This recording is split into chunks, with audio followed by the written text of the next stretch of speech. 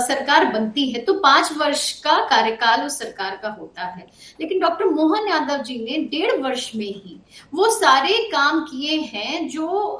5 वर्ष का जिसका समय था उसको 1.5 वर्ष में ही करने का जो प्रयास किया गया है। जहां हम एक बार संस्कार संस्कृति की बात कर रहे हैं, हम धरोहर की बात कर रहे हैं, इतिहास की डॉक्टर मोहन यादव जी कार्य कर रहे हैं और उसी के साथ साथ विकास की उस संकल्पना को भी पूरा कर रहे हैं, उस पथ पर बढ़ रहे हैं। जैसे कि कुछ योजनाओं का मैं अगर जिक्र करती हूँ, उन्होंने आते से ही एक नवाचार लेकर आए जो रीजनल इंडस्ट्री कॉन्क्लेव का नवाचार। हर छोटे से छोटे क्षेत्र में रीजनल इंडस्ट्री कॉन्क्लेव का आयोजन हुआ। शुरुआत उज्जैन से की गई, जहां हमने पहले ही उस कॉन्क्लेव में देखा था कि 1 लाख करोड़ का निवेश आया। उसके बाद जबलपुर, उसके बाद हर नर्मदापुरम, ऐसे कई शहर हैं जहां पर ये रीजनल इंडस्ट्री कॉन्क्लेव का आयोजन हुआ। और भोपाल में जिस तरह हमने जीआईएस समिट को देखा, ये पूरा औद्योगिक वर्ष के रूप में 2025 इस संकल्पना, इस विजन के साथ डॉक्टर मोहन यादव जी आगे बढ़े हैं।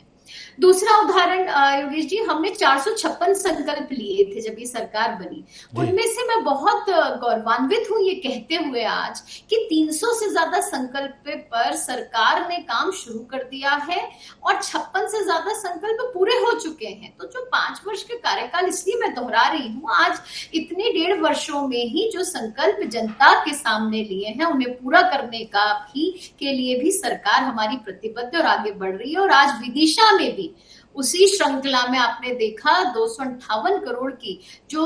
राशि वहां पर जिससे ये विकास कार्य हो रहे हैं ये आवंटित की गई। 80 से ज्यादा